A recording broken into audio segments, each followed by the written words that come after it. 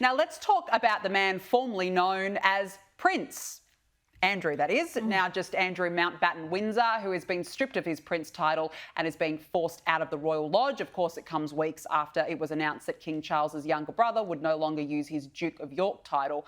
Well, you know what? Good riddance, Tanya. I mean, there's been scandal after scandal with this bloke. This was bound to happen.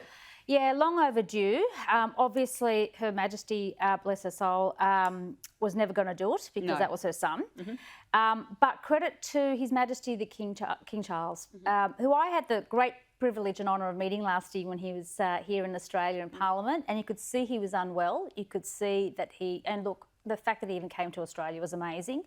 I think he's done the right thing by, of course, the royal family, but by everyone. And it's so decisive, his decision, just to say that's it, no more titles, no more Royal Lodge, a 30-bedroom, mansion that Andrew Mountbatten Windsor's had the pleasure of enjoying for 30 years. So I think it's been a decisive decision from the King, and credit to him and to everybody that's been involved in this, because I think they needed to do this because there's been so much, in the media, and this idea that he was going to get I think given Frogmore Cottage or Adelaide. I mean, there was all these other talk of having a negotiation or something. I don't know what was true. They just couldn't do that. But, I don't know what was true in the media, but all of that really, I think, got under people's skin, and everybody just is happy that there's a decisive decision. I completely agree. But overall, David, I think it's really embarrassing for the royal family to have to do this, and I think that it was probably Prince William who said, "All right, come on, we got to move Andrew on." But what's your take on it?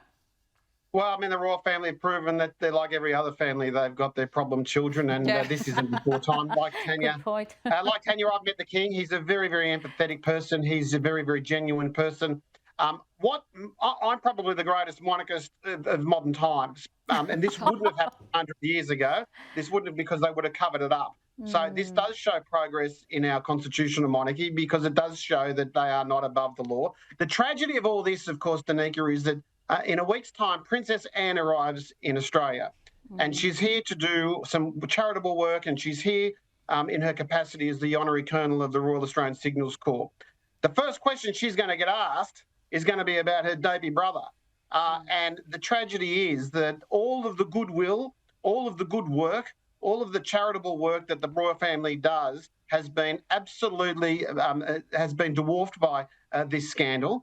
And as far as I'm concerned, even though that he did serve with distinction in the Falklands, it doesn't give you a leave pass. I mean, he was there with Harvey Weinstein and Jeffrey Epstein. Exactly. The only person missing was Ivan Milat. I mean, I wouldn't be surprised if...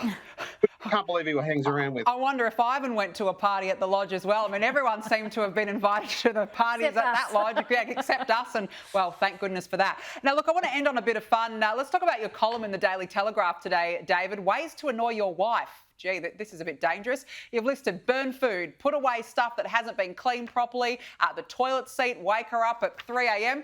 Quite an extensive list you've given us. Well, Danica, you weren't supposed to read that column. It was specifically specifically identified as secret men's business. But I did have to reach out to my fellow husbands and just highlight the fact that you can fight fire with fire if necessary, and some easy tips there on how to get out of work and home. And to make sure that the battle of the sexes remains an even battle. Well, I mean, I would agree with the toilet seat. I think that's a definite shocker. Yeah. Put away stuff that hasn't been cleaned properly. Yeah. Hello? Yes, yes. And the snoring. The snoring at 3 a.m. No, I agree. Well done, David. Hard-hitting stuff there, David. One of your best, actually, I've got to say. We cover the big issues on a Friday. That's what Fridays are for. This is what Fridays are for the hard-hitting issues on the Danica De Giorgio show. Exactly. We've got to leave it there. David Elliott, Tania Mihailuk, have a good weekend. Thanks for joining me.